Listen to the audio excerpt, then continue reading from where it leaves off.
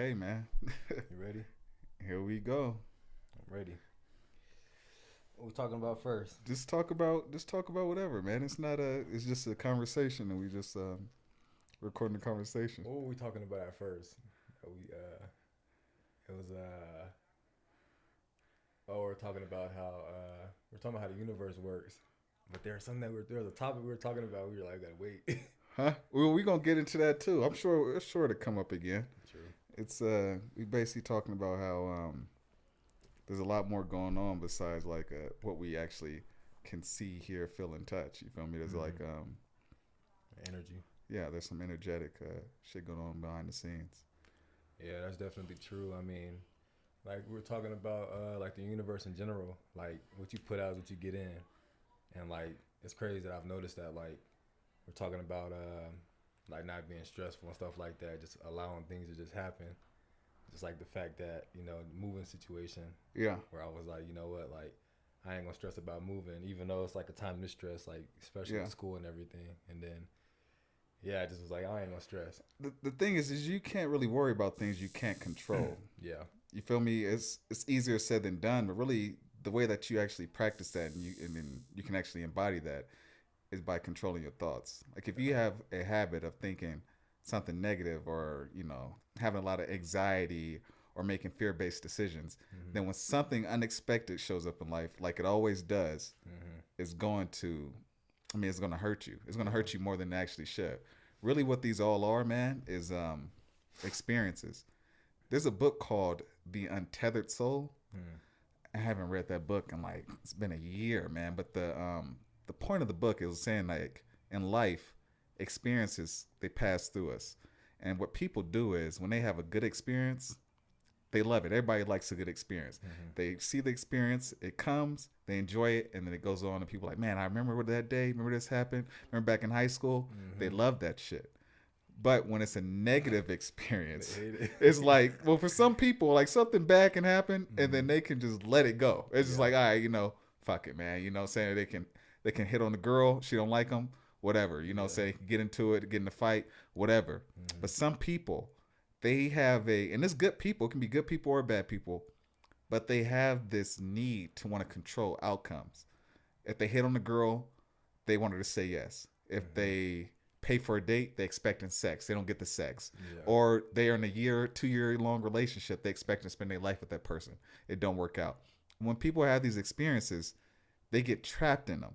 You know what I'm saying? It's like they have the experience like, oh, I love this person, and then this person comes into their life like, oh, I own this person, and then the person leaves and it's like, oh, you hurt me. Yeah. And then they don't let it go. So it's like they build a prison. They think they protecting themselves, but really what they doing, they building a prison. And that's why they have that statement, you block your blessings. People are blocking their blessings. It's true.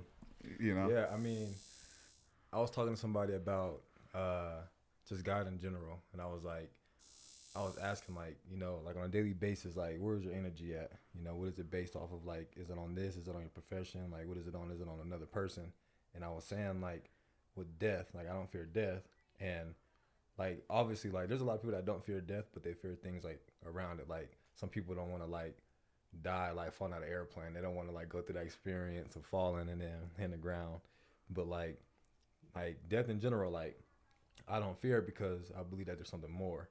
And then like say like a family member, like if a family member passes away or a close friend, like obviously it's gonna be sad because it's like, man, you shared memories with this person and everything. But once they're gone, it's like I'm not gonna sit there and grieve because I truly believe that there's more.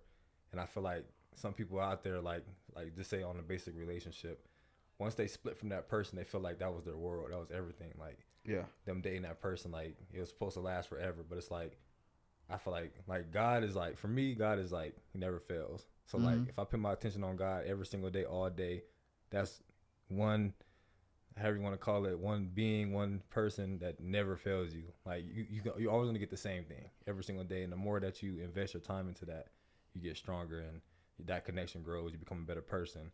But like another human being, if you invest more energy into them instead of God, if that person leaves you, now you're broken.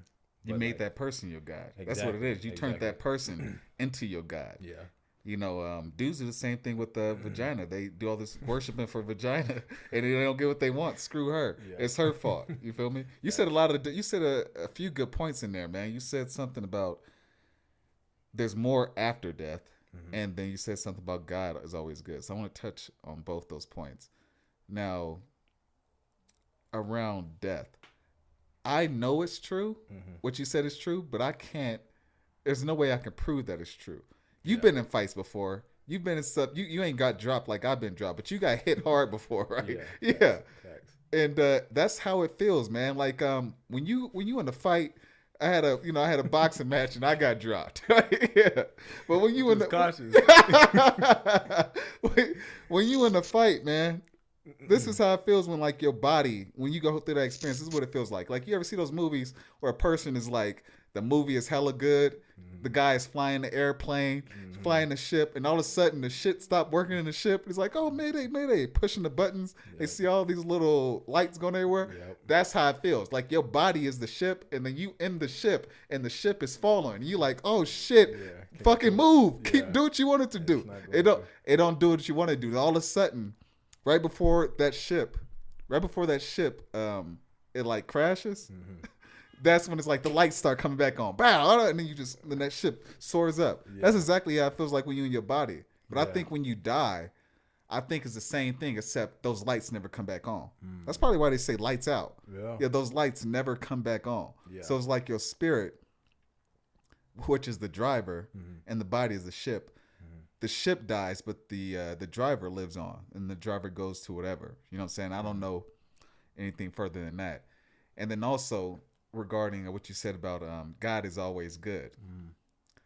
I know for a fact God is always good. The thing is that we always get what we want out of life, regardless if it's we like the outcomes of what we get out of life or if we don't. And sometimes in order to get something, I can touch base on this a little bit later, but in order to really get what you want, there's some kind of growth, some kind of evolution, some kind of like you have to work to become this better version of yourself, and you might not be ready for that blessing. Yeah. So if God's going to put that out there for you, God or the universe is going to put that out there for you, you have to show that you're like you're good enough for that blessing. You've done the work. You know what I'm saying? But there's a book called As a Man Thinketh, right? I listen to this book a lot just to exercise my own thoughts, because I have good thoughts, bad thoughts, but I consciously focus on good thoughts. Whenever something negative pops into my mind, I just immediately get it out of my head. Yeah. But you know about the book The Garden of Eden, that story, The Garden of Eden? It mentions that within that book, and it says the mind is like a garden, and you have the option to plant roses or to plant weeds. So the weeds obviously is the negative, the roses is the positive. So if you have a garden, if you continuously plant negative seeds in your mind, eventually those seeds are going to grow and they're going to express themselves outwardly. Like, for example, if you have a negative thought about something or you believe you can't be something, that creates stress, anxiety. That's all that is fear. Yeah. But if you keep exercising negative thoughts, eventually negative actions, you'll start to create negative reality. You know, you won't be aware that the world, like for some people, they think the world is happening to them, but really they're creating that world. Now, if you were to do the reverse, like, you know, you've been really involved in the church this last year, and then I can just tell by the conversations that we have, like, you're elevating to another level. Like, I can have different types of conversations with you, and, you know, you can relate to me on a certain level. But when you plant these positive seeds in your mind, you know what I'm saying? It's like, although you might not see it immediately, you may not be where you want to be, the fact that you planted a strong, beautiful foundation, eventually that's what's going to show up later on in life. You know what I'm saying? And you can see it. We all have friends. We have people who are jealous. We have people who are vengeful. That was my thing when I was a kid. Somebody messed with me, I was like, I'm gonna get you. Or somebody cussed me out, I'm gonna get you. A teacher pissed me off, I cuss you out in the classroom. I'm sure people who gonna watch this, or, you know, they'll be able to vouch for that. I fought in the middle of classrooms. You know what I'm saying? There was a point where I would just. It's funny, if you were to go back, if I can go back to my younger self, I would have told you I didn't take no shit. I was happy, I was confident. But when I look back, I'm like, was I really happy? If I was putting out all that negative energy, You know what I'm saying? Even though I was whooping people ass, Yeah. like, was I really confident? Was I really, was I really there? Yeah. And now, me being where I'm at right now, it's kind of awkward for me to even punch somebody in the face Yeah. outside of competition. You feel me? Like, for me to even hurt somebody, for me to do that, I can feel the power leaving my body. Yeah. You feel me? So yeah, I mean, I agree with that statement, man. Not But what yet. about them hoes though? Nah. Nah. And the hoes.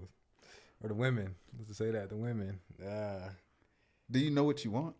As in what? Do you know what you want? Because if you really can't, in life or as in, no, in a woman?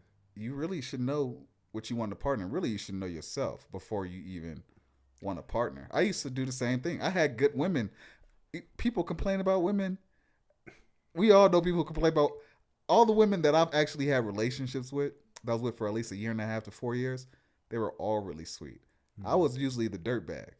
Never lied. Never did anything. I didn't.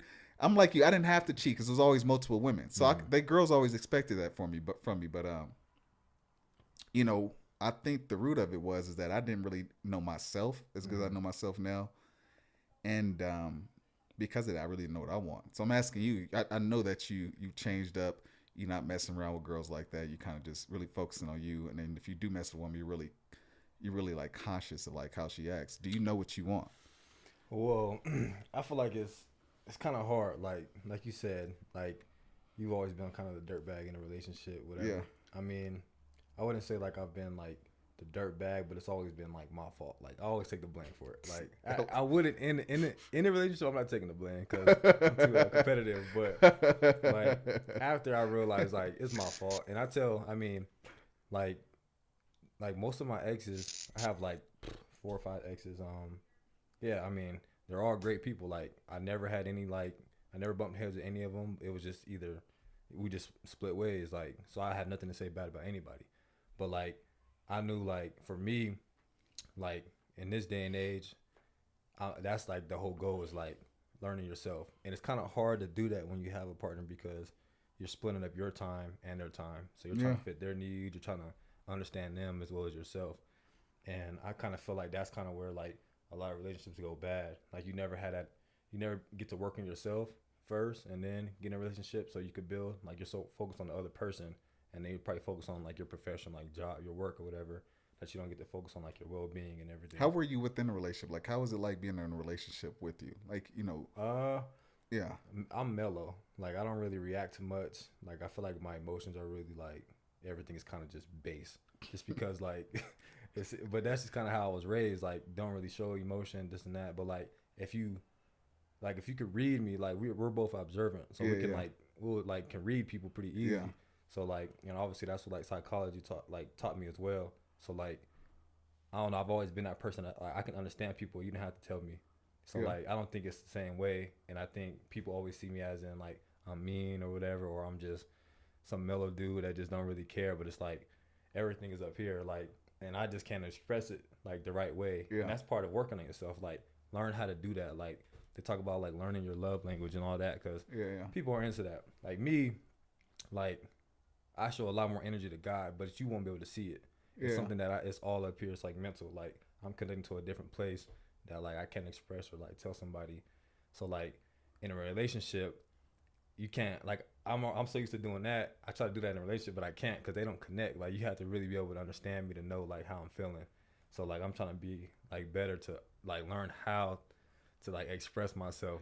But I mean, in a relationship, I feel like I'm just like I said, I'm mellow, I'm goofy, like, but I'm also selfish. Like I get irritated about stuff. Like if things don't go my way, or like we talked about the other day, like if you want somebody to be better, like.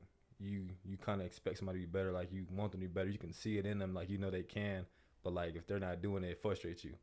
And it's like it's not like, oh, go be a billionaire. Like nothing crazy. It's just little steps. Like I believe in you that you can, go apply for this job and get this job. I believe that you can, whatever you want to do in your life, you can get it.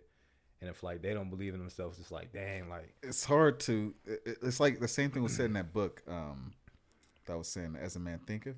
Yeah. It was saying a weaker man cannot help a stronger man before he helps himself. No. And that's basically what you were doing. You were trying, you have an idea of like who you are, where you're trying to go. Mm-hmm. You know, you're like, hey, this path is there's light at this path. Mm-hmm. Let's go down this path. But that person is just wants to sit on the road. They're Yeah. not trying to do anything. Mm-hmm. That's the problem. It's not being selfish necessarily. It's you need people that can walk with you. I was telling you this before, like everybody don't got as much juice as you got. Mm-hmm. And there's nothing wrong with that because everybody has their own lessons that they need to learn in this life. It's just you have to learn to relate yourself to people on a proper basis. You need to surround yourself around people who think and are going in the same direction that you're going to because Mm-hmm. it's going to be a more harmonious relationship. Yeah. When you're going one way and the person stay here, that creates friction in the relationship, and then that's why you were getting, upset. Yeah. But it's crazy. All the stuff you were saying, I can relate to, man. I mean, all the Been girls I there. was with, I have never had an argument with a woman I was with, except recently, and I didn't even touch this woman. It can't. I'm glad she showed me it soon. I was like, I'm done. I don't do that, man. If there's an issue, we can discuss it. We can talk about it. You Yeah. know. So all the girls, luckily, when I was younger, we all were we were cool, man. Yeah. If there was a problem, it was always minor. And I think the fact that I was so chill, Mm-hmm. that they were chill. You Yeah. feel me? It was never really was never no problem. My problem really is that I wasn't present in my relationships. Mm-hmm. Like a girl told me recently that I linked up with. She told me because we was hooking up back in them days, right? So we recently got back in touch, and she said, "Deron, I just knew no matter what I said, we were gonna fuck." She said, "So I didn't even worry about what I said. Anything I could say," and I just shook my head like, "You was right." But it's not like that no more, man. Yeah. If a girl come into my life with some kind of negative energy, It's over. it's over. Yeah. It's over. If I love them, I'll try to work with them. That's regardless if it's a friendship or a romantic relationship. Mm-hmm. But if if there's a tendency for negativity to always if there's a tendency for negativity to always pop up in the relationship, Mm-hmm. regardless if it's with me or with something else, I can't have that because I can't have that energy stopping this train. You feel me? Doing, Yeah, I'm doing too much right now, so it just don't work, man. It's crazy because I remember you was asking me about like you talking about love in general. I remember you was asking me like, what is your definition of love? You asked me that a couple weeks ago, Yeah. and I can't remember exactly what I said, but I was kind of saying like somebody that you just care for and this and that, and like you'll do anything for.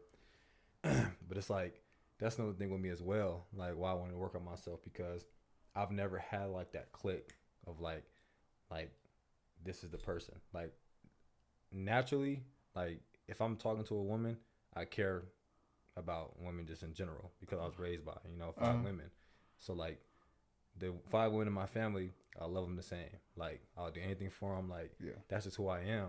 And if it's a girl, like I don't even have to date you or talk to you. Like if we're just friends, even friends from a distance, like I care for you, like because that's kind of how I was raised. Like I'm the same way. and I can connect with women like to another level. I feel like so it's like I'm always like somebody that's there, but my image don't really get that off. Like We get the same thing. A lot of women that I've dealt with, they always say, I don't know why. I don't even know why I keep coming back to you or why we so cool, but it's because of the conversation. Yeah. They feel comfortable with me. Exactly. And Every woman has said that. And it's crazy because like, but then there's always 2 sides to me. Like there's always like that side, and then there's a side that it's like my image. Like obviously my image is like this guy that just wants to talk to all the girls. First off, there's so much that you can control. Women always saw me as a player. I'm gonna keep it real.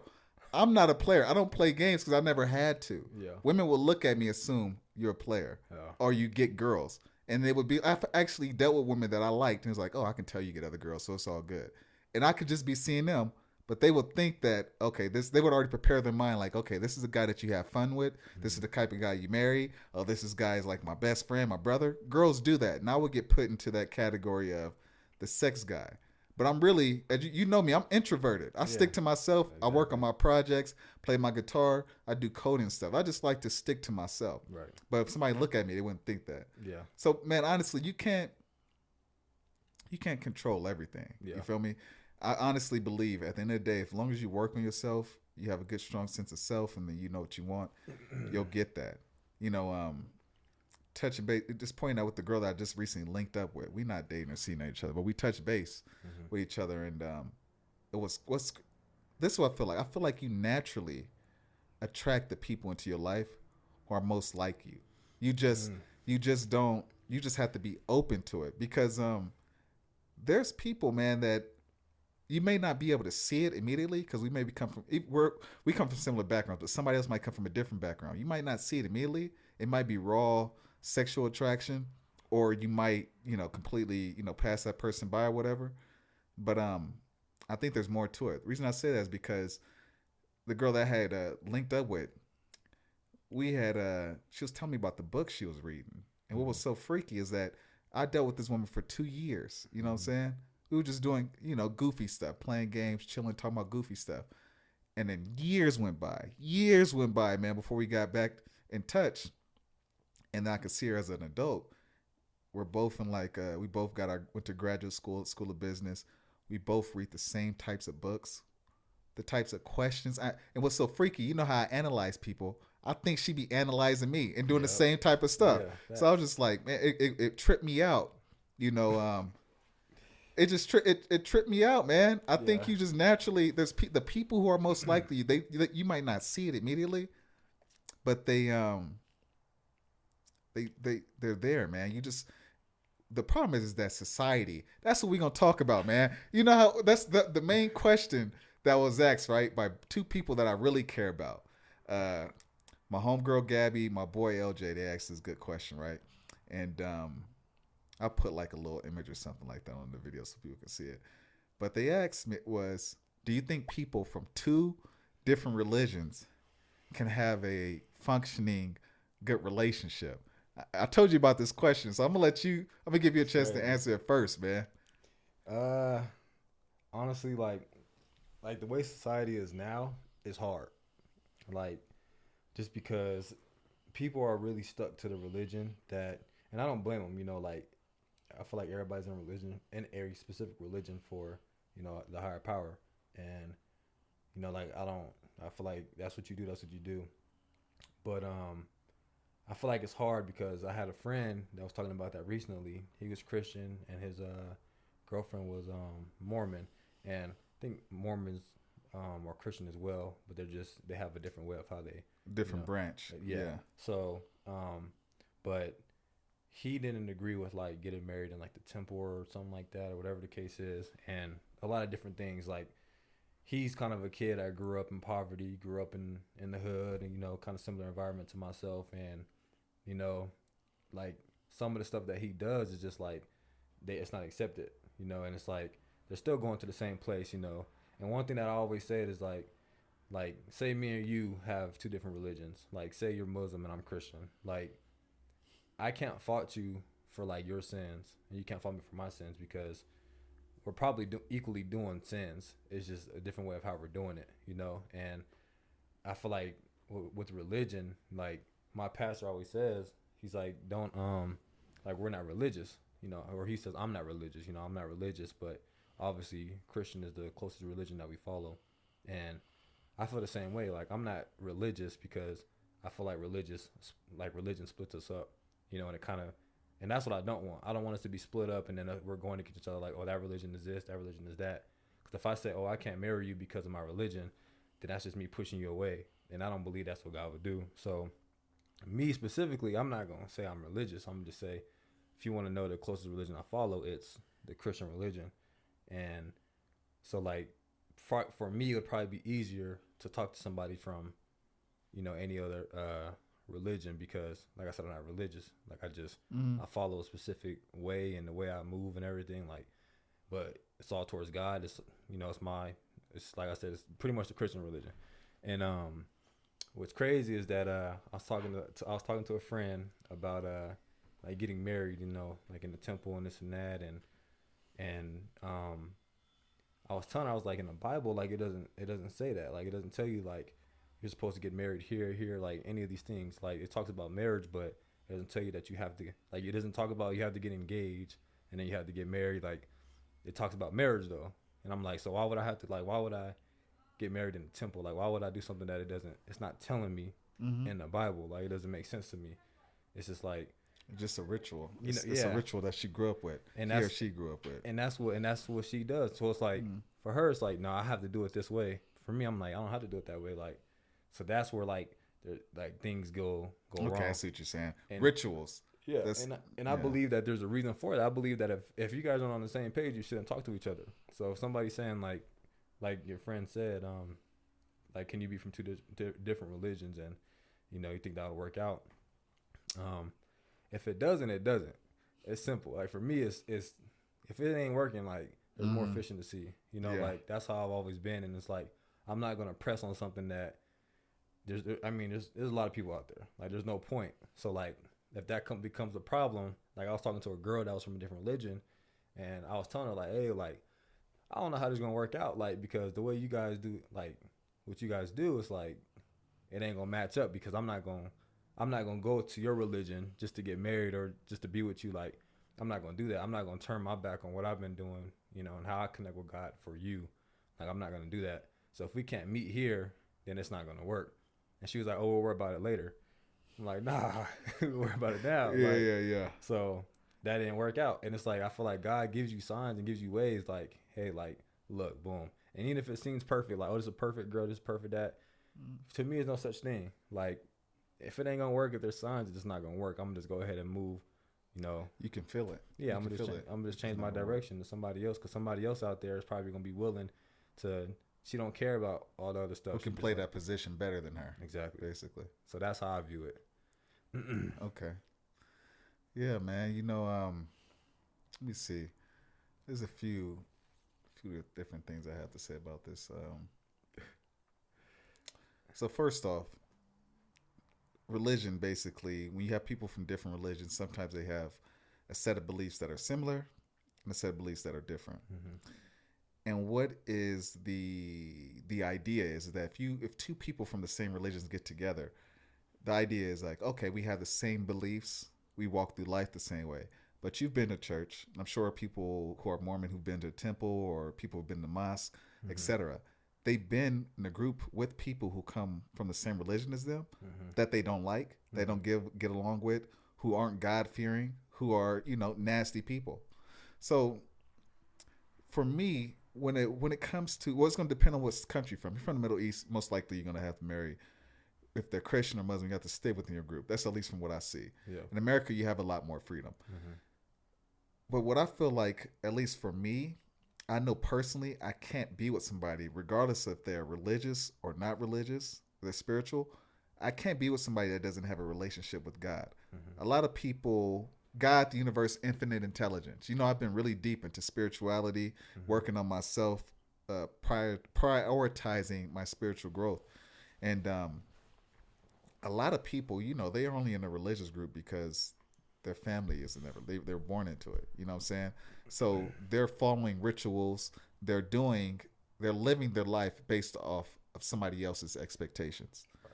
So I can date somebody who is Mormon, who's Christian, whatever, but they don't have a relationship with God. Mm-hmm. You know what I'm saying? They don't really connect to the source. They're not really, really in it. So for me, what really matters is that the person I'm with, we have to have a shared belief system. We have to walk through life the same. We have to have those same goals. Because if we have the same goals and somebody walks through life the way that I walk through life, mm-hmm. then we'll be able to work together. You feel me? But if it's just a matter of me being of that religion, it ain't gonna work, because it's not gonna feel real to me. I'm not gonna feel like I'm really my as I'm speaking to you, I can feel in my body. Mm-hmm. Like I'm not gonna really feel like I'm there. You know what I'm saying? So, like I said, for me personally, I think that can two people in a different religion in the United States of America have a relationship? Definitely. But I think the most important thing is the belief system, mm-hmm. and the goals that come along with that relationship. Right. Yeah. How about family, man? You want to have a family? A lot of these girls like dogs. I noticed. For real, I'm kind of like, it kind of turns me off when I see a girl with her dog. I go for runs and I see these girls with these dogs. Yeah. I mean, the way I look at it is, I feel like everybody's different, And I was talking to a girl the other day, and she has a lot of animals, and I was like, just like me being observant, I was just like, you have a passion for animals. Like a real life passion, like the way you treat them, the way you talk to them, like you communicate with your animals like to a different level. Like a Hey, baby, like it was yeah, her pet or her exactly, child or something. exactly. So I'm like, you're showing that same affection. I'm like, what have people did to you, like in your life? Like you've been hurt, like a lot, haven't you? And I was like, you don't believe in like people treating you like humans. I mean, people treating you like animals, and it's true because like dogs, like in general, are like loyal animals. And me, I had 2 dogs before, but I've never really been like a big animal person, this and that. But the more I've been around them, the more I understand, like, oh snap, like that's why they love them so much. And when I was talking to that girl, I was just like telling her, like, I wasn't even looking at the phone. I was just talking to her, like, I was like, yeah, I can tell, like, somebody, I don't know if it's your family member or a relationship, you just been hurt. Yeah, like, yeah. She guarded, but she still has that feminine emotional connection that she's given towards that pet. Exactly. And I'm just like, you don't, like, I don't know, like I said, I don't know who hurt you, but you've been through a lot, and these animals is like what are giving you that affection that you're not getting from humans. And she was just crying, and I was like, oh snap, like, and it was true, like that's exactly because she wants love. Everybody wants love, but everybody doesn't walk. Some people make fear-based decisions. Yeah. She's probably afraid to open up to another man. Yeah. She's afraid of being hurt. Exactly. You know. And I said the same thing. I'm like, you can't, because it kind of shifted to that, and I was like, you can't. She was like, I just don't like to like waste my time, this and that, da da da da. And I was just like, you're trying to compare everybody that you're meeting now to the last 5 dudes you met. Mm-hmm. And I was like, it might. Keep going. I was like, it might be you. Like, don't worry about them talking. It won't come up. Okay. I was like, it might not be you. I mean, it might not be them. It's you. Like, you're the reason why you're getting the same 5 men. Like, have you changed? Have you actually grown and did anything? And then she was just getting irritated about that. And I was like, whatever. But stay right there for a second. Okay. It's the truth what you said, right? Because, like I told you, God is always good. You know what I'm saying? But God doesn't govern everything. Mm-hmm. The universe has 2 energies, positive and negative, God, the devil, whatever names you want to give it. Mm-hmm. You know what I'm saying? And people choose to follow whatever God or whatever way they want to go. Mm-hmm. You know?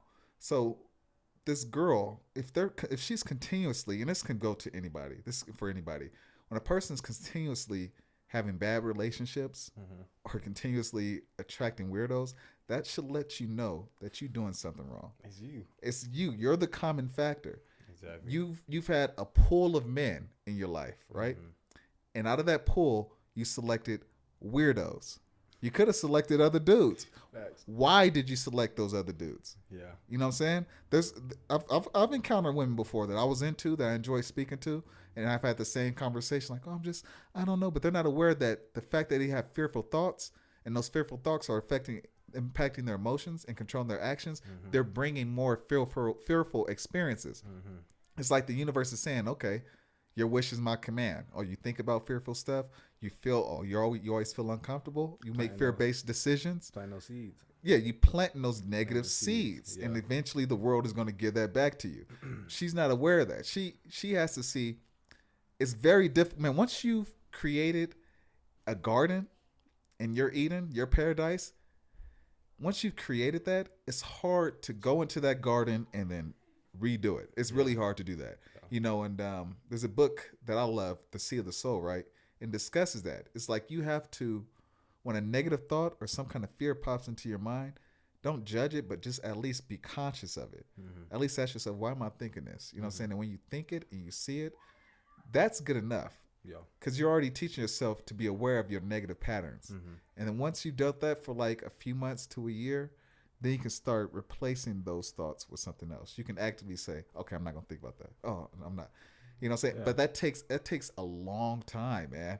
I've had negative habits that hurt me in my relationships. Mm-hmm. Just negative, like just the fact that I wasn't present, that hurt me in my relationships. Or just like I would get girls, I would get women, but I would have a problem getting the woman that I wanted or keeping the woman that I wanted. I was like, what the hell is going on? If I can get these other girls, what's the problem? You know what I'm saying? But really it was me. It was something that I wasn't doing right that I could have gotten, that I could have created myself, or my parents could have passed down to me, or their parents. Like, you know, energy passes down to generations. Mm-hmm. So it could have been family, or it could have just been me. Yeah. You know what I'm saying? But I realized is that, you know, I was changing my behavior. I was becoming a different person when I was around different types of women. Hey, close that window just in case, because they about to start bumping out, man. Where the party at? go over there. Yeah. No, yeah, I agree. I mean, like you said, it's very hard to change, after you planted those seeds, and it's crazy. And then one thing you're talking about is, realizing like that fear or whatever it is, recognizing it. You don't have to acknowledge it too much, but just knowing that it's there and understanding it. I started meditating like maybe like 6 months ago, and that changed the game. Like for me, because it allowed me, what I would do in my meditation was I would pit myself, like I would try to give myself a lot of just crazy thoughts. I'll just let my brain just ramp up and just try to get as many crazy thoughts as I can at once to where I felt uncomfortable, where I didn't want to sit there anymore, and try to sit in it and see if I could just sit in it. And what I realized is that when I was doing that, because that's how it was in the beginning of my meditations, like it was just like weird, like me thinking I'm a deep thinker, so I could think deep and make myself uncomfortable if I wanted to. Yeah. So like, it's just like anything. Like if you sit there with your eyes closed and you think about jumping out of an airplane or anything, like whatever the case is, like just trying to put yourself in an uncomfortable position, I would do that in the beginning of my meditations. And what I realized was that nothing happens. Like literally, like you're doing, it's just your brain just ramping around. And then at the end of the day, like you're still there. Why negative thoughts? Why not positive thoughts? Because for me, I felt like you got to attack the problem.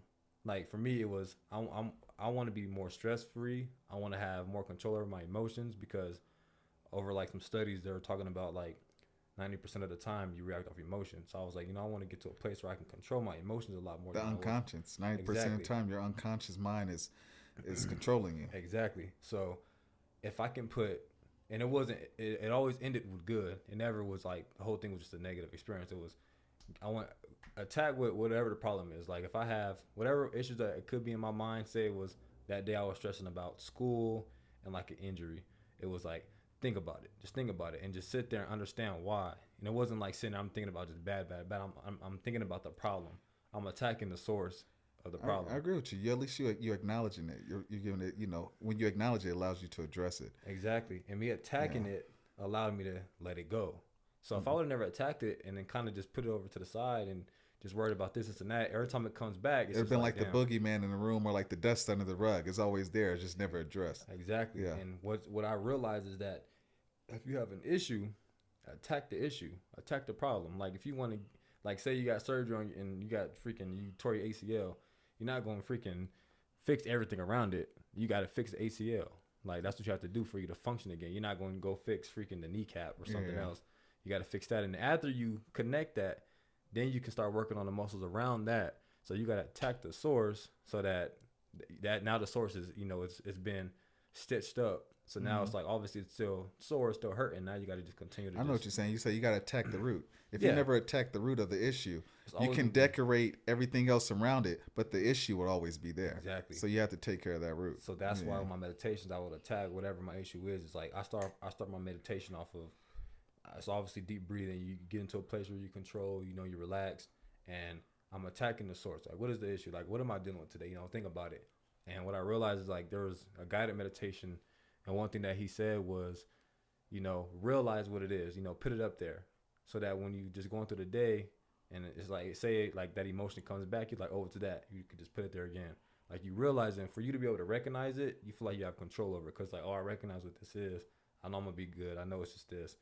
But instead, some people like they're like, I don't know why I keep thinking like this. Like I don't get it. Like I don't understand. And that messes with people. Like if they don't have an answer to something, just like anything, like anything people don't have an answer to, it bothers them. Like I was telling you about like space. I always tell you that. Go outside and look up, and it just goes forever. It doesn't stop, and it irritates people if you think about it too deeply. Like really think about space. That's because people like to think that they're more important than they really are. Yeah. I think I told somebody this before. Like, we're on a rock that's floating in the middle of nothing. Nowhere. And you're trying to tell me that if you can't see, touch it, feel it, or hear it, it's not real? Yeah. I actually asked my roommate. I was like, do you believe that the earth is living? The answer was no. And I was like, how could we be living if the earth isn't living? And then basically the answer behind that was like, well, the way that we understand life in America, in this world, based off the way that we understand life, there's no way that the earth can be living. But that doesn't, just because it doesn't fit our own pattern of thinking doesn't mean it's not real. Right. The universe has to be living. Yeah. It has to be, there has to be things going on. Like, man, check this out. Just because we're on this right now, because we're kind of going into some far off stuff. It's a trip, man. Like, I was going to talk. It's funny. I was thinking about talking about this, right? Mm-hmm. And I was like, nah, I don't know if I'm going to talk about it. But then I was listening to Joe Rogan's podcast, and he had a similar experience. And then the guy said, do you think it's real? He's like, man, I know it's real, but it shouldn't be real. It's like some magic. I don't know how to explain it, but I know that there's more to it. Mm-hmm. So, was he talking about the woman? Huh? Was he talking about the earth? He was talking about, I can't remember, the universe and energy. He was talking about how there's something else going on besides what we see, and he was saying that he had this guy on his podcast, this like this military officer or something like that, some guy that was in the army, and the guy was saying that. He was talking about how he was like captured by the Taliban. I don't know if it's the Taliban, but he was captured and tortured. And he was saved by like some villager, and he was just talking about his experience. How he was like in the dirt. He was starving. He was like, going through it. And then Joe had a dream that he was like in his house, and then his mouth was covered with mud. And no matter how much he washed his mouth, he couldn't get that mud out of his mouth. And the guy had a similar experience like that. When he's in Malaysia, he said, man, this is like weird. Because he said, I just had this dream last night. And it's crazy that this dream, it kind of represents what you were going through over there. Mm-hmm. And then Joe's like, man, there's something, we're connected on some level that we don't talk about, and you bond with certain people. And the reason I was going to talk about this part, because remember we were at the gym and then that girl came by and gave me a hug. So check this out, man. I've known her for about, as long as I've been here, we were seeing each other for about like 2 years. And then boyfriend. we went our own ways, right? We went our ways because of me, folks. It was my fault. But we went our ways, and we linked up last year, right? Mm-hmm. And I was still seeing other people. She was seeing somebody else, and then some nasty shit split up our situation. Mm-hmm. And what's crazy, just like some nasty shit split up the situation, some nasty shit brought her back into my life. You know what I'm saying? Yeah. So it was weird because I got on Instagram. Like I'm not really on Instagram. I'll post something to delete it from my phone. Mm-hmm. And I've been staying on it more lately just for the business. But how I lead this, man, like I had added her on Instagram like a little bit after New Year's, right? Mm-hmm. And then right after I had added her, I saw that she had just started a relationship. She posted like on the first day of January, she said she was in a relationship. I added her, and then like a day or two after that, the dude died, right? Yeah. And I was just like, I didn't find out till weeks later, right? Mm-hmm. But the dude died a few days after that, right? Then the funeral was a week after that, and then she ran into me, and that's when you saw, right? Yeah. So then I thought that was kind of weird that we ran into each other, right? Like she was seeing this dude when we were seeing each other, and I was seeing other people. It split, and then some nasty shit happened. Bow, and right when some nasty shit happened to this dude in her other relationship, we ran into each other again. And then the weird shit that got me, man, is that I had a dream. Mm-hmm. Like a few weeks after that, mm-hmm. I was not even thinking about her. I was supposed to be doing this podcast with a co-host, and then things went south with the co-host. So I was like, all right. So the co-host was on my mind, mm-hmm. but I went home. I don't even think I told you this. I had a dream, right? It was like I was dreaming, but I was like in her mind. You feel me? Like, mm-hmm. and then based off the dream, I know we were in bed. We hooked up. Then we were in bed. And all of a sudden, like these cops, these lawyers, all these people popped out of nowhere. And they basically were trying to accuse her of killing this dude, right? And I remember I was thinking, like, did she kill this dude? Like, mm-hmm. what the heck happened? And she's like, Duran, I can't be here. I'm sorry. And then she just kept running. And I was with these people. And then all of a sudden, I was like, this ain't real. She didn't kill this dude. This is fake. And then all of a sudden, everybody just disappears. And it's like, and I felt like I was in space, man. And knowing you gonna ask her. I was in space. Yeah. So I was like floating in space, but I felt like it felt real, man. So I Yeah. was like, I gotta find. In my dream, I was thinking, I gotta find her. So I went, and the whole dream I was looking for her, and it was like a really painful dream. Yeah. It wasn't painful for me, but I felt like I was feeling her pain, Yeah. and because it was sending me like I was jumping into like these different zones and different experiences that weren't mine. It was her experiences, seeing people she's been with, and feeling her emotions in this dream. Yeah. And eventually we met up, and the whole time she was like, "Duran, just I can't do this right now. I can't be here." But I would hear her, I would see her face, and I would hear her, and then she would just like disappear somewhere else. But she kept saying that same thing. I can't be here right now. But I was like, what the hell? The whole way I felt in that dreams, I was supposed to be like, I need to find her because she was going through something. And eventually I found her. She was passed out, and I took her home to her father. But anyways, what was so crazy is that when we linked up for lunch, she told me when I was getting ready to tell her about the cop part, she's like, "Yeah, I feel like I killed him." But I never got to say what I concluded in the dream. In the dream I had, after I had the dream, I concluded she must be feel guilty for that dream, for the death. How would I know that? How would I know that? She told me nothing about that. How would I get that from the dream that she felt guilty of that? You know what I'm saying? Yeah. And then also, like, we're not seeing each other, we're not doing anything, but I got the same thing from the same message from the dream. I can't do this right now. I can't because it's like there's some kind of like chaos or something going on, man. But I think there's subliminal messages that we teach. I've had like thoughts of people, and then people will contact me. You know what I'm saying? But I think there's something else going on behind the scenes with like the universe, God, us being connected, everything. It's just like when they be like, "Oh, speaking of the devil," and that person that you talking about walk in. It's crazy. Like I forgot about that because it happened to me twice this week where I was talking about somebody and then I ended up seeing them like somewhere else, and I was I hadn't seen somebody in like months, and I was just talking about them, and then like later that day seeing them, I was like, it's crazy how it works. Like, and that's we're connected. There's something. I think ancient humans. I think the government, whoever's controlling this thing, they know there's more to how we think. Yeah. Because we're social creatures. There's more to how we think than what meets the eye. But I think these ancient humans, with like the books, like the Bible, whatever kind of book it is, or just spirituality, they had a stronger connection with the source. It's not. Yeah. It cannot be coincidental that whether you was in Egypt, whether you was in the Middle East, whether you was in Europe, whether you were in the Americas, each one of these groups of people, or in like the Asia, whatever, each groups of these people all had a spiritual belief system. Yeah. And I think that they all knew that something else was going on behind the scenes. Yeah. And I think that we all worship the same gods. We just have different names for it, man. Because it can't be coincidence that people from millions of miles, or thousands of miles away, all come up with a similar belief system. Yeah. You know what I'm saying? It's weird, man.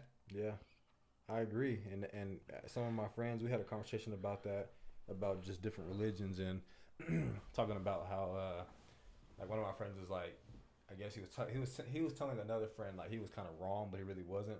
And the guy was like, "You can't tell me I'm wrong, like, because you don't know what's right." And like you're talking about like different religions. I do think that we all have different ways of how we connect to that one source, to God. And I think it's specifically for a reason.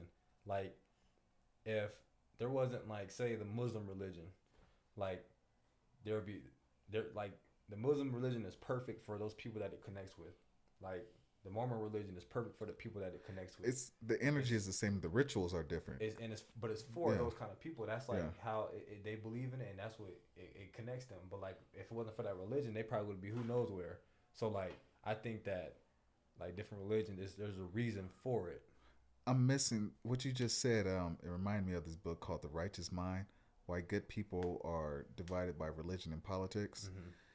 And I have not read this book. I had the book and I had the audiobook, but I haven't read this book in it's been about 4 years, man. But this was the book that really got me into like just spirituality and psychology and stuff like that. Mm-hmm. And one of the things that it does say is that it talks about morality, and it was saying that are children born with their own sense of right and wrong, or do we have to teach them that? And then basically what I got from that book, what I can remember from it, is that it was saying that children do have their own sense, their own belief system, their own sense of right or wrong. But what something like religion does is that it takes people that have their own way of doing things with their life, and it brings them together. Mm-hmm. You know, if you have to teach your child how to behave a certain way, like put like this. I got asked the question. Well, I forgot, man, what she had asked me. But she said something like, people just like to be around people that are like them. And this was regards to race, right? And I told her, yes, you're correct, but the thinking is behind it isn't correct. Right. People do want to be around people that are like them, but that's in their thinking. People want to be around people that think like they do, which is why we have a religion. We have all these political systems. People want to be around people that think like them. I gave her an example. I said, I used to daycare. When I played football, they had that sports complex right across the street where there was like, for whatever reason, there was like 15 little girls, 5 years old, 7 years old. And they loved me. They loved me. And there was another group of guys, it was like 2 other dudes that loved being around me. Every time they got around me, that flexed their muscles. And then there was another group of little boys that would just eat grass and just do whatever. You know what I'm saying? My point is that kids, as a species, as a human species, we all naturally want to go to people who share the same common interests in us, people that we want to be around, people that think like us. But what it is that parents teach their children, like, hey, that person doesn't look like us, we don't hang out with them. Yeah. Oh, that person isn't of this religion, we don't hang out with them. That's parents that divide and parents give their children like their own, pass down their belief system to their children. So those children take on that belief system. And I think that honestly is connected to a lot of, associated with a lot of anxiety and a lot of just like insecurity. Because like I said, you already come on this planet with your own sense of self. But then when you have your family or another type of system telling you should think this way, you're fighting yourself. You're losing yourself. So if you keep doing that since you're a child all the way into adulthood, you really don't know who you are. And you have all this, this friction between, your actions and what you really feel like doing, Yeah. Yeah. I think it's crazy. Like when I've met a lot of people that have like newborn babies, or I have a friend and like they'll have like a aunt that has a newborn kid or whatever, and it's like the baby will see me and like just be stuck. Like I like that. I had it too. If it's from a different race, like if it's like a black baby, it's different. If it's a black baby, if it's a Mexican baby, if it's a white baby, like, and they see you, they just like. And I told somebody, I was like, I love that though. I told somebody, I said, I don't know. Like sometimes I feel like obviously like in Utah, like most kids, like depending on where they're living at, they're growing up and they're mostly all they see is white kids. They're going to take on a Utah mindset, because I've met white people from Europe and they definitely don't act like white people here. Definitely. You know what I'm saying? So true. It's just it's an American mindset that they pick up. And then I realized like because like if you look at anything that's like there was like a little video of these kids and they were pointing out what was the bad kid, what was the nice kid. How old were these kids? They were young. They were like 3, 4, 5. Like, okay, older. Okay, they were little kids, and like it was just it was 2 girls, or like 2 girls on a piece of paper, and it was like they're like cartoon characters, and they're like, which one is the good one, which one is the bad one? And the kids are naturally picking like the bad one is the black one. Yeah. And obviously, like I think that's like just kind of how society and the government, whatever, has subliminal messages that get passed down to people. Right. And then I also think that like the image of like dark things, like people are scared of the dark, it's little stuff like people are scared of things that look scary, like, and like all like the scary stuff, like in movies and everything, it's always like some dark kind of like crazy looking thing. So then I was like, I don't know if I could. You think? I was like, I don't know if I could blame the baby because I look like. Well, let's put it like this, man. A lot of babies are naturally curious. You know what I'm saying? So because the world is so new to them, so they're excited. They seeing things. They see a bunch of white people their whole life, and they say, and they see, I've had that happen too. I love that. I was seeing a woman years ago, right? This woman I was with for about almost 4 years, and then her friend had a baby, right? And her baby was like, they were looking at a magazine or something. There was a little girl. And then she was like, she got to a picture. She just told me the baby got to a picture. It was a black dude, right? And the baby went and just stood there, and they just watched her. And she said, chocolate man, chocolate man, chocolate. You know what I'm saying? And her mom had to tell her, stop, that's not chocolate, man. Don't say that.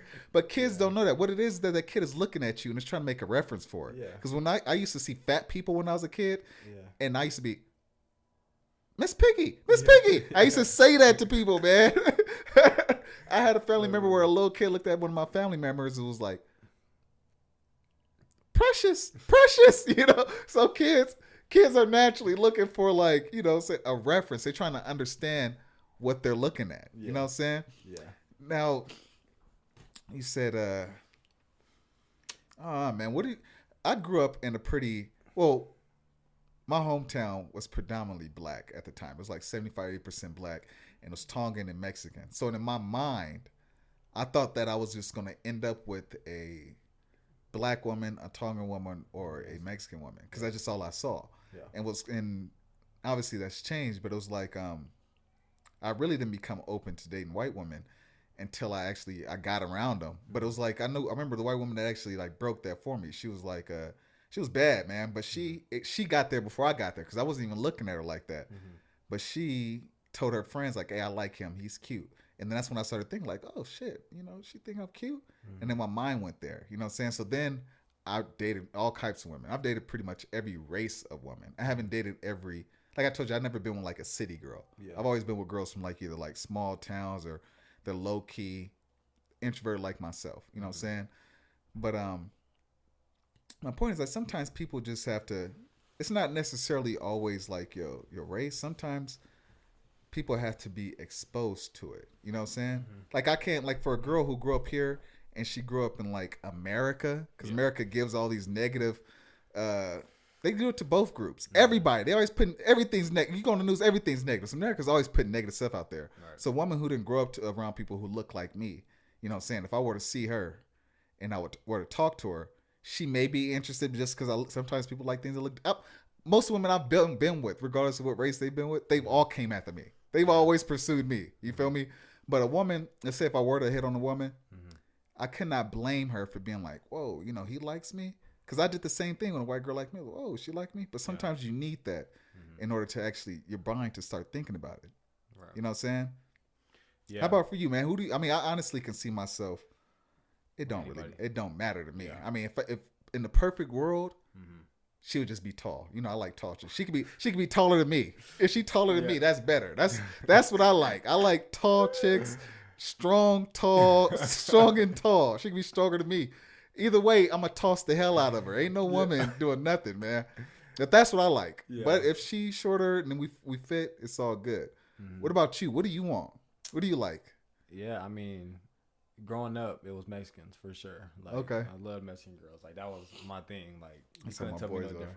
Yeah. And but what I realized is that every time I moved like to a different place, like growing up, I kind of started liking different girls. I'd have like a different preference. Yeah. Even though it was like still Mexican girls. It was kind of like there were different kind of Mexican girls. Like where I was living at in the city, and then coming to Utah, it's the same thing. But like there's not a lot of Latino women here. Like there's predominantly white women here. Yeah. And what I realized, like, yeah, I wasn't really into white girls like when I first got here. But then being around them so much, like I felt like things just changed, and it's just like you start to see cute ones. Yeah, you're like, damn, there's some cute girls or white girls out here. And that's like when you talk about somebody from different places, they're like, they kind of just stick to like what they like if somebody from like Africa, they love African women. If they see an African girl, they love African. Man, girls. These African dudes love white women. But then they like marry like.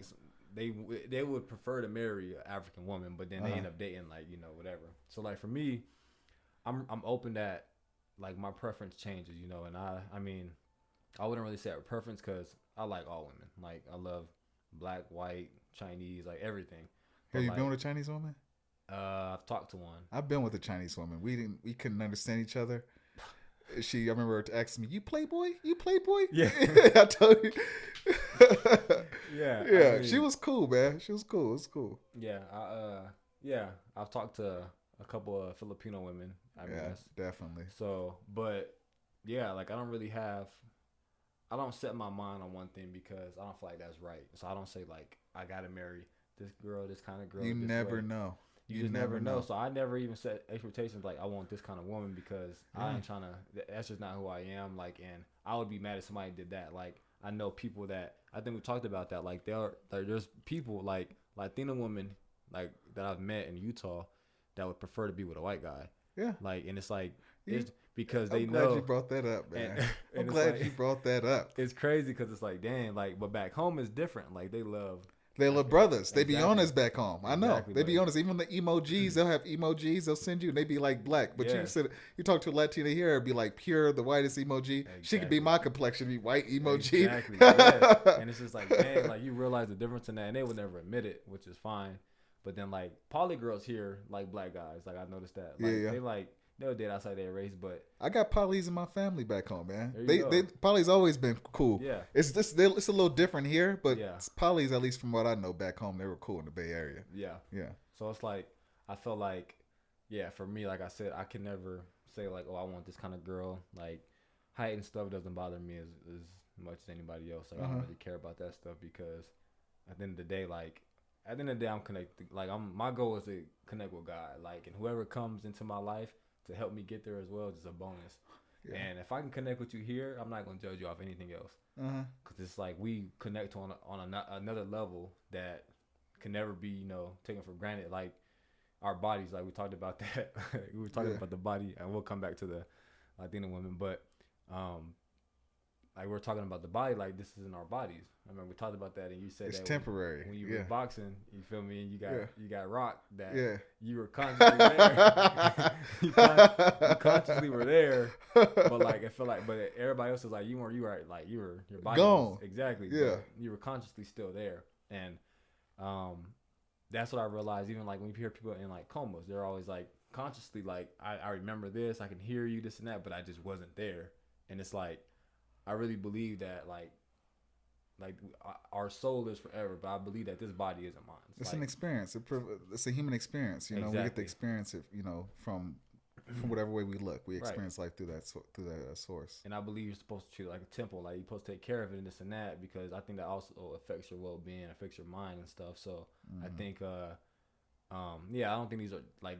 This body isn't forever. Like I'm here, and when my time is gone, this body is gonna be gone. Yeah. And I believe that I can't. Like I don't want to judge nobody off their body because. If you fat, gone. I'm gonna judge you. You better take care of your temple. That's how I feel. Yeah, I mean, cause that could tell a lot about you. Like there's some people out there that just obviously like they're lazy and this and that, and then there's obviously people that obviously have their body structure. It's not just the fat. It's like the way you carry yourself. Yeah. You can tell a lot about a person by body language. You can tell more about a person from their body language. Right. You can tell through the words that come out their mouth. Right. And I'm always conscious too about that because I had a friend growing up that had medical issues, and he just couldn't lose weight. Like the medication was on, made him gain weight. So I'm always, if I ask somebody about like if they're a size or person, I ask them about working out, and they just say like, oh, it's a medical reason. Then I'm just like, hey, like, but it's different. But if you're just lazy in general, like me, I don't like to be lazy. I can't be lazy. It irritates me. I'll drive myself crazy. I'm like that too. I'm always moving. Exactly. But check this out. Remember, I lost 50 pounds 2 months, a little under 2 months. Yeah, you did. You know what I'm saying? And the reason I lost that wasn't because of no diet. It's for spiritual reasons. Yeah. A lot of people don't lose weight because of their spirit's not right, man. It's a form. Like I remember being in high school trying to get my abs to show for the longest time. Then I got into college and I played a big man position, so I had to gain more weight. Yeah. And it wasn't until like my last year boxing, because I was hurt. I had that foot injury for about 3 years. Yeah. And then I was like, I'm not gonna lose this. I'm not gonna miss out on my last year. So I literally starved myself. You know what I'm saying? Starved myself. I still have meal here and there, but the thing is that look at me now. I kept that off like a few years now. Yeah. You know what I'm saying? My body, I don't even crave the same foods that I used to crave. Yeah. And the thing is that my body changed. I changed outwardly, but my spirit changed. I'm not the same person. I no longer, because since I cleansed my mind and, got my spirit right, I no longer crave certain foods. Right. People who have a hard time losing weight is because they still craving that nasty stuff. You know what I'm saying? It's a form of addiction. Yeah. Same thing with like smoking cigarettes, doing everything. It's hard for some people to get off or to change their habits because they're addicted to those habits. Right. So when people really have a hard time losing weight, they know what type of food they're supposed to eat. They just don't do it because so much a part of who they are is associated with that food source. Like look at me, man. I've been getting stupid ripped. This is ridiculous. Yeah. Stupid ripped, man. And I don't even eat. All I eat is like a sweet potato, a bunch of broccoli, What I eat, a few nuts. I'm still gaining muscle. It's annoying. I'm getting bigger. Yeah.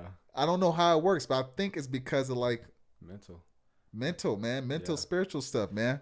That's why I feel like they talk about connecting with your muscle, like when you're in the gym, and we talked about that, like when we're working out to lock in, and we've been on like we've always had that kind of that mindset, but obviously we drift sometimes because there's people around us all the time. But having that mindset of putting your effort into the workout and being locked in, and it's a purpose. And I was talking to a friend recently, and he was saying like, I believe that you have to have a balance, and you have to be able to like do this and do that. And I'm like, man, when you come in the gym, like it's your choice to be in here an hour, 2 hours, 3 hours, 5 hours, whatever, however long you want to be in, and the pace you move at is not gonna work for me. Like just because I'm not getting that same, I'm not getting the same work. I'm used to that intensity. I'm used to moving, and you're not pushing yourself. That's what it is. Yeah. And I'm trying to get stronger. And the only way I get stronger is if I like push myself to doing some stuff I don't want to do. And you focus. If you're at the gym and you're talking about stuff unrelated to the activity, exactly, it's like everything has to be in sequence. Exactly. It has to be aligned in order for that muscle to grow. Exactly. It's not just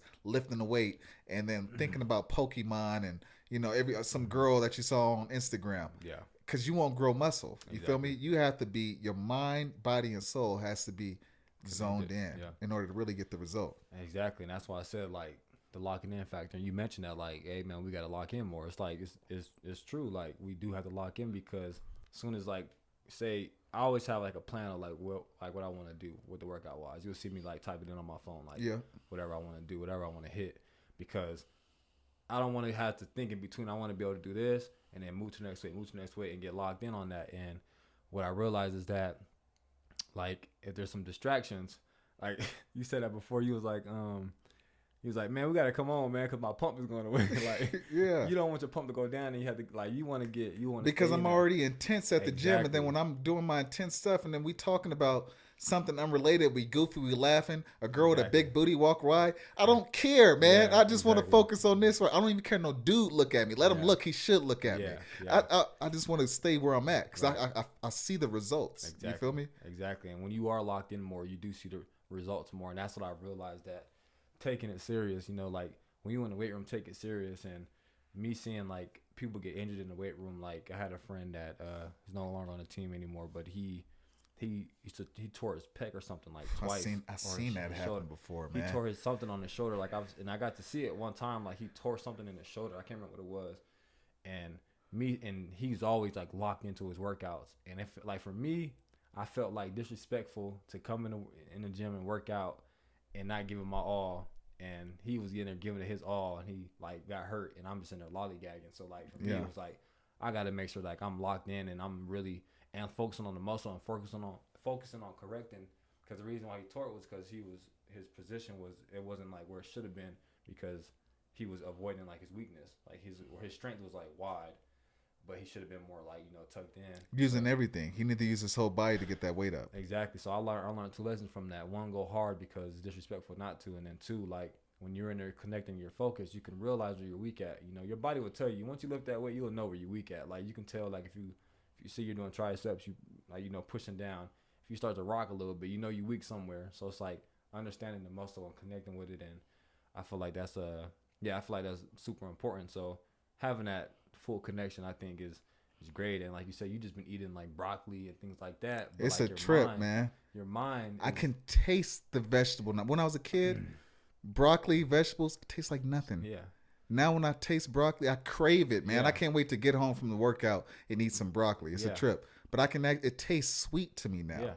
And my body's changed. My biology has changed, man. Yeah. And that's why I say, that's why I believe, that's why I told you a minute ago, I believe that our souls live forever, but our body that we're here, we got to take care of it because it connects mentally. Like, if you could take care of that, our body is a temple. Take care of your body now, and I think your mind is going to be good.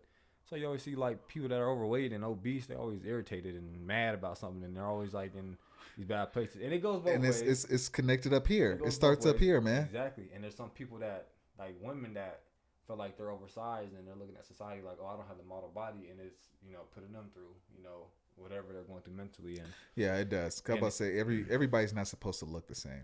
And some people are naturally bigger. They look better, bigger. Exactly. Even when I say like nobody should really be nobody should be obese, in my opinion.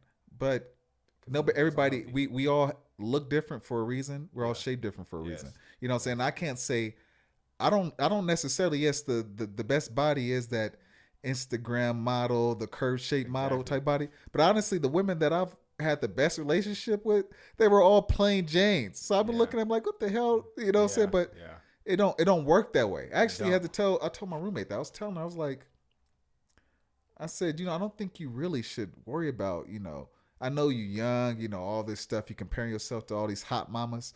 But at the end of the day, is like, when somebody really vibes with you, they're going to vibe with you. Because I was going to say, the women that I've had relationships with, they weren't even women I necessarily thought of, but I liked them. I like being around them. You know what I'm saying? I would choose them over some Instagram model, because I've been with a woman like that. Right. She was boring. I didn't get along. She was boring. I didn't get along with her. So I was kind of like, and I had enough sense to be like, I don't want this. And I just left. I ended it. You know what I'm saying? I was talking to a friend about that the other day. Like, bro, like he was talking about like what kind of girls that we wanted in the future, and I was like, me, I can't have like a 10, like what you call like a 10, like this bad, just whatever, because a pretty face doesn't do enough for me. It's not gonna be enough ever. Like the way I am, the way my mind works, the way I think, it will never be enough for you just to look cute. Like never. And because she has to operate the way you operate. Yeah, like, you know what I'm saying? And me, I have a balance. Like I have my days where I look good, but I have my days that I'm rusty on purposely, because like if I gotta grind and get this work, and I gotta be. I'm like that at the gym. I'm sure I look like a Jedi or something at the gym. Just busted, and it's like I like that because it keeps me. You talked about being humble earlier, but for me, it keeps me like in a place where it's like I got it. Like this is grind mode. Like I don't care about who's looking at me, whatever it is. Like this is my time to like grind, and then I have my days. And it's like, if I got this person that's just always like, oh, I got to worry about my makeup, this and that, I could never I could never just connect with that person to another level. So, yeah, like the body types. I was talking to a friend about this, like yesterday, and I was saying like, I don't know why, like I try to like lose all this weight and get like super skinny. Like me personally, I like more weight on women. I don't like. I know. Like I don't know, it's because I've been skinny my whole life. Like, I like a little bit more weight. Like, I don't... You like what you like. You know what I'm saying? I've seen some of the women, you like what you like. Exactly. And for the record, these ain't fat women. These are women just who are... They have a nice figure, but they ain't like no anorexic chick. Exactly. And that's the thing. Like, there's guys like me out there that I don't care about all that. Like obviously, like, there's a problem. Like, if you're obese, like, that's not healthy. Like, mentally, like, that's just not healthy. Like, you're supposed to take care of your body. You're not supposed to be lazy. Now, like I said, if there's medical conditions, then that's something different. But, like, being in shape and not being lazy is, like, it's a different story. So, like, I was telling this girl, though, like, I think, like, her body, I was like, I think it's great. Like, I think you should leave it just how it is. Like, do not lose weight. It's just like, I can't count how many girls. They on Instagram. That's why. Yes. They on Instagram. That's all it is. I can't count how many girls lost so much weight. I'm like, I don't even want to. You don't want to mess with her. They're not pretty no more. But to the Instagram model, their figure and everything looks better. They actually technically look better to like what they're trying to follow. But like for me, it's like, man, I just liked you how you were. Like you were fine. Like you were working out, but these girls are starving themselves. Like trying to like get so like skinny. And I'm just like, for what? It's like, not healthy. I don't like I'm not attracted to a woman that's not doing anything and she's overweight, but I'm not attracted to a woman who also is like starving herself. I know women who starve themselves. They go on these juicing diets. Yep. All you got to do is go to the gym. Yeah. Go running. We can go running together. Yeah. I love to run. Exactly. You know what I'm saying? You like to lift some weights. I can show you a little something. You know what I'm saying? I'm zoned in at the gym, but I can if I'm dealing with you, I don't mind going to the gym and showing you something. You know what I'm saying? I don't need all that. All the women I've been with that I've had the best relationships with were plain Janes. Yeah. They didn't have all that stuff going on. You know what I'm saying? Some regular chick. And I know better now. Yeah. Like, after because this thing is gonna go well, man. Yeah. This is gonna go well. And I know better when my money's the way I want it to look right now. It's gonna get better, and then everything else is gonna get better as well. Yeah. But I know better when I'm in a better position. Mm-hmm. I know which type of women to deal with because I have a good understanding of like I know which women naturally find me attractive and the type of women that I have the best relationships with. Mm-hmm. You know what I'm saying? If you don't ever, we fortunate because we've dealt with, various different types of women. Mm-hmm. So we're gonna look when we choose somebody. It's gonna be more than just physical. We're gonna pay attention to how they think. Are they basically do they fit into what I'm doing? Right. A lot of guys who don't have that experience, and it's so weird because the men who don't really have that much experience with women, they're always the most critical of women. Yeah. Oh, well, her butt ain't that big, her toenails like this, Yeah. and the dudes themselves ain't even all that. You know what I'm saying? But they're the Yeah. most critical when it comes to like dealing with women, and they're more likely to try to get this supermodel or something when they get some money. And it's not fun, man. You gotta live with the person. It's not fair either. Like you can't judge somebody like I said. There's a difference between being obese and being lazy. That's not good. Yeah. For anybody, for me, for you, nobody. But I'm not judgmental. Whatever you got, I'm gonna appreciate it. Regardless, I feel like every woman should feel that way and understand that there's people out there that appreciate everything that they have. We all have our beauties, our gifts, and sometimes they don't see that, but I do. And I posted a video of a guy that I was talking about. It's funny because you're talking about a guy what you just said right now. He was saying, who wants a girl with all the lips, the butt, the this and that, and he was like, a motherfucker that ain't never had nothing. And it's true. He was true. Yeah. A motherfucker that ain't never had anything in his life, ain't never had, cause he been ugly his whole life. He was like, I ain't hating on the motherfucker. He ugly. So now he want all the shit that he couldn't have since he was a little boy.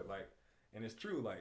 The ones that ain't had shit, they ain't had girls, they want all that stuff because they looking for that same. That's what they wanted. They looking for something that they never had. Something that's not real. They don't know how to pick the person. It's the person that make the relationship work, man. Exactly. You build a life together. It's more to a relationship than just sex, man. Right. You know what I'm saying? This is a partnership. This is your teammate. A lot of times it's a team of two. It can't be two Shaqs. You know what I'm saying? There has to be a Shaq and Kobe. There can't be two Jordans. There has to be Jordan and Scottie Pippen. Yeah. You got to make sure that whoever you with, is somebody that complements who you are, so that you guys can build the life you want to build together. You know what I'm saying? Some women I work well with, some women I don't work well with. I know how I am. You know what I'm saying? You just basically you have to really deal with the woman on the character level. You know what I'm saying? What do you think attracts women to a dude, man? What do you think? What do you think? Obviously, society today. Well, for you, you know what I'm saying? What do you think brings women? Why women would be attracted to you? Honestly, nowadays, I think it's for me specifically. I think. You think football has something to do with it? Yeah, for sure. Okay. Sports, women love sports. Well, a lot of women love sports because the ones that there's a lot the women that don't love sports, they'll never come across me. There's a handful that just don't like sports in general. They just whatever, and they ain't gonna talk to you. They So I would say sports for sure. My image attracts all type of women, and usually women I don't want, and I understand why. I get it. I know why I'm attracted to these women. What is it? Let the people know. What is it, man? What is it? I feel like I said, if you go on Instagram in general, my own Instagram, you will see athletic stuff. You will see, how I pose and this and that. I have my own kind of demeanor. I have I don't know, a bad boy kind of demeanor, and I feel like some girls like that. Girls like athletes. Some girls like bad boys. But they don't want to admit it, and I feel like that's why I'm getting all the. And why are they not the type that you want though? You know what I'm saying? What is it about them that make them not your type? Because my image is very deceiving. So my image does not match with my mind. I don't feel like it does to a certain extent. Well, what is your type then? Answer it that way. What is your type? You getting women that you don't want, so you know that there are types of women that you do want. I mean, for me, it's somebody that's respectful, somebody that's going to connect to God, to a higher that really wants to connect to God as much as I do. But there's always it's hard because if there is a girl that can connect to a God that can connect to God, to a higher power, she's very religious. She's deep in her religion, deep. I see you. Me, I'm in the middle. I'm not too deep into a religion. I'm not too deep out. Me, I connect with God in my own way, but I don't. Which is the best way, in my opinion, exactly, because it's yours. Exactly, and I don't feel but my obviously I want to be better. There's things I want to do that I could better myself with. So I feel there's, I don't know. There's not. there's not somebody that could kind of meet me in that same area right now. Like, and I think the reason for that is because God put me in a position to work on myself. Like, I Yeah. truly believe that. Like, I'm not Yeah. I'm not in no rush to be in. Like, I posted something the other day, like 2 days ago. Like, y'all, it said like y'all scared to like lose our relationship, but I'm scared to be in one. And like, I took it all the time. Like, I'm scared to be in a relationship. Like, just because like Me too. I I feel the same way. I don't know why, but I'm yeah, terrified. exactly. It scares me, man. Exactly, and it terrifies me to like like have a family with somebody and this and that just because of what can go wrong. And it's not saying I'm not saying like Is that what it is? Because of what can go wrong? That's what yeah, gets you? not the only thing, but like I think it's not when I say what can go wrong, as in like me if I'm gonna commit to you, I'm gonna commit to you regardless. But I don't think that somebody can like have that same commitment on the same level. Like me, I can go through everything and I can still be committed to you. Like I don't feel like somebody else can like be on that same level right now. And I think that it's just a part of me working on myself and growing and allowing me to. I don't know. It's kind of hard. Let me. I want to say my part, man, because you touched on something serious, man. Something super serious. I'm afraid too. Yeah. I'm afraid as well, man. But Yeah. it's for a different reason. For whatever reason, I feel like I will lose myself in a relationship. Ooh. I feel like I will lose myself. It's So you selfish? No, I'm playing. But it's I'm trying to make sure the camera not. Oh, it's still cool. So, like, I was telling my boy, it was crazy that I was seeing somebody that I liked, but I also was seeing other women. And I was seeing these other women before I was seeing this other person. And then I knew that I liked this person, but I still was like not showing up. I was there. I was doing real stuff. I was putting attention there, but then I had put a 2-week gap in between us. I told her, I got something to take care of. And she's like, 2 weeks? I was like, yeah, 2 weeks. And I never told her, but really what the 2 weeks was for, it was for me to really get my thoughts together because it was going good and it was going fast. And I just got scared. Yeah. That's really what happened. I got scared and I was like, I need to figure out what the fuck is going on. Yeah. And, ultimately it pissed her off. I think that it pissed her off. Made her probably feel like I was playing games. Maybe I just was using that time to smash and bash, Hulk smash, Hulk bash, something like that. That's what I think. That's what I was thinking. But really, that's what it was, man. I needed time. And I was telling my boy, I was like, man, I'm a grown man. I was like, I don't even know how to be in a relationship. It's hard. Situationships, you can get addicted to it, but I don't even know how to be. Like, I know my mind is provider mindset. Get the money, take care of the kids, take care of the family. But when I think of relationships in the traditional sense, it does something. All of a sudden, my mind just goes. Because of how you were raised. Yeah. It's the same way for me. Like, my parents broke up before I was born. Yeah. And my dad is, man, everybody. Pretty boy thug. That's how my dad is. That's how my dad said. And my parents were the same way. They had me. My parents known each other since they was like 12. Yeah. But they hooked up with me, and then they weren't together by the time I was born. So I had a stepfather literally from like birth to about like 10 years old. I had a stepfather.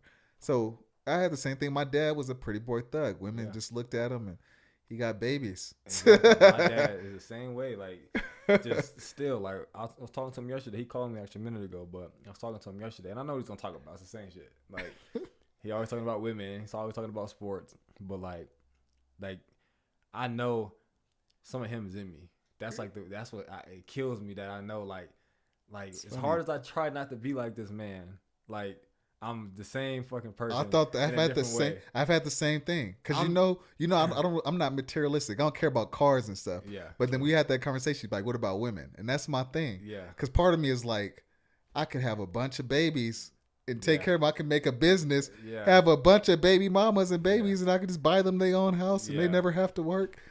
But my thinking isn't like what the fuck is wrong with me, man? So like that's the thing. Like I feel like my dad and my mom are both in me. They're both freaks, whatever you want to call them. They both had their own ways. Like they both they dated around. Like they never were committed or serious in a relationship. And I truly believe that that kind of passes down to you. Like you kind of like take what you it's habits. You pick up the habits of your parents. Exactly. And you kind of some of the same pleasures that they have mentally, just like physically. Like you'll look I look like my dad, and I think mentally, physically, like there's other things that you take from like your parents as well. I'm definitely like my pops. The only thing is I'm more positive than my pops. I'm more confident than my pops. Because you're conscious of it. And I think that's the difference. I feel like exactly what it is. When you're conscious of like, all right, I don't want to be like this and I want to go in a different direction.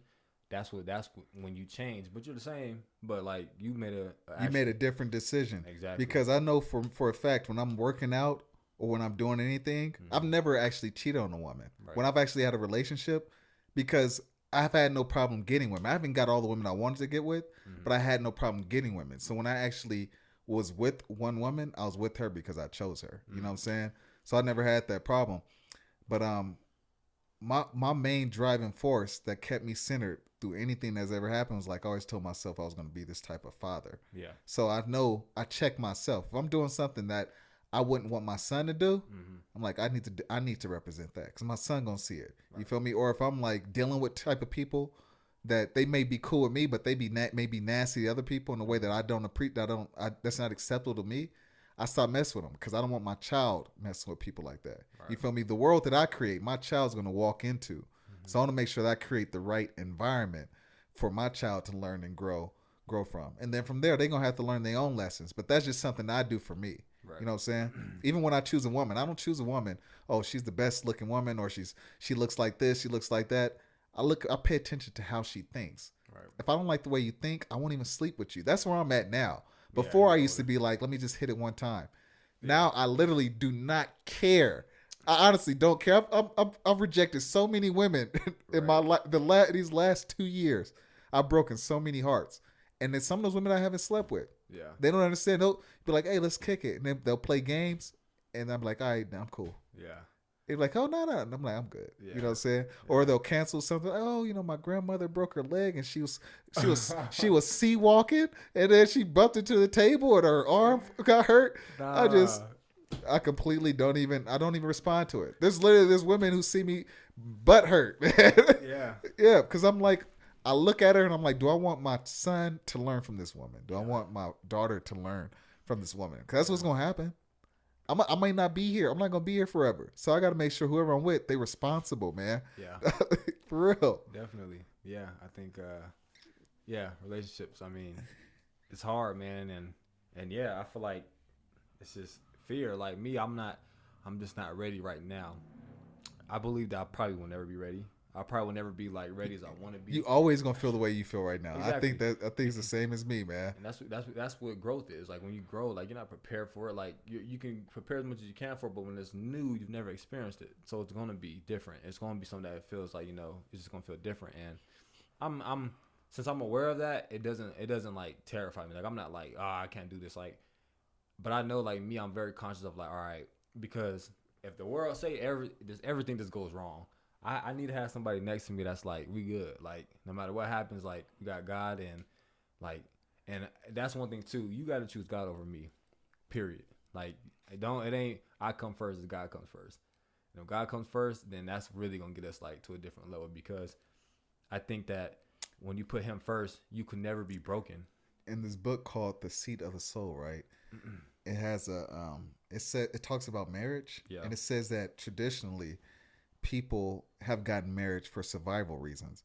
Whether the parents married their daughter off to somebody, it was usually because of resources connected to survival. Women currently, they choose men today based off of what his job or basically for survival. Right. When you pick somebody off for that reason, it was saying in See the Soul is that there's another type of relationship. It's called a spiritual relationship, and within a spiritual relationship, those two people get together to grow together, to learn from each other, and then once they've hit like that limit of growing together, they basically move their own way. Because you can be with somebody and then feel like I'm not getting anything. I mean, I've been in relationships like that where it was good, but I was like, you know what, I don't feel like I can grow or be my best self in this relationship. Mm-hmm. So that can last for a year, 4 years, or it can last for a lifetime. But I think you hit you hit on the nail when you said that she has to put God first. Really, when you put God first, because God, the idea is God made us in His representation. So we all are connected to that source. Mm-hmm. So as long as you prioritize your spirit, you know what I'm saying, what she should do, as both people should do. As long as you do that, I think you have a healthy relationship. Exactly. And both of you support that. Because your partner is going to go through things, it's going to change, but you have to be the type of person that's also prioritizing that. That's also growing. That's also changing. Because if you grow together, you can learn from each other. Right. You can see different things. They might have a better way of doing something. You feel me? It's just yeah. And I think it's crazy because like you hear like they always say that like a girl wants to like kind of marry somebody that's like their dad. You know, I heard that. Like a good dad. And it's crazy because like when I think about like a woman I want like mentally, it's kind of like my grandmother. Like my grandmother has that mindset. It's funny. Mine's is the same way. Yeah, my grandma has that mindset that I don't give a damn what you doing. If you gonna be there for me, then I'm gonna be there for you. But if you not, so be it. And she gonna live life the same way. Like, and cause she's like, I got God at the end of the day. And I think that that's very powerful because it's like she's not relying on me. I'm not relying on her. All we're doing is helping each other out in this life to get closer to where we're going next. And it takes so much stress off of what's going on here. Like, if somebody, my grandma's crazy. She was dating a guy my senior year of high school, my junior, senior year, and my freshman year in college. And she doesn't talk. Like, when people die and things like that, she's just like, whatever. So, like, the man passed away when I was in college. And, like, a month later, I was talking to her. I'm like, hey, like, how's it going? Like, da-da-da. Like, where Kenny at? She's like, oh, Kenny died. I'm like, this man was living with you for 3 years. Like, and you just like, oh, he just died. Like, just random. And she's like, he all right. Like, he in a better place. Like, ain't no need to be worrying about that. Like, and it's crazy to me. I feel like, the same way too, though. Yeah, I'm like that though. And I didn't realize that I was the same way because like when like somebody died or somebody I knew that was close, I don't sit there and like I don't really grieve and mope the same way everybody else does. I kind of just like because I truly believe that I'm gonna see that person again. That's how I honestly believe the same thing. Exactly. So it's like I don't really. It's hard for me to feel exactly like if they did what they were supposed to do. Now they going on to the next stage. It's their it was their time. People be like, oh, why did they go at this time? It's like everybody has their own legacy. Like somebody like it's like babies. Like some babies are here for. I feel the same way. I don't even want to live forever. I just want to make sure that when I have my family, that I took care of business. Yeah, you want to make sure that you do what you had to do. I think the camera froze, so let's end it right here. Okay. All right, man. Yep, we're going to end it right here. All righty. Yep. We'll be back. Yep. Peace, man. Yep.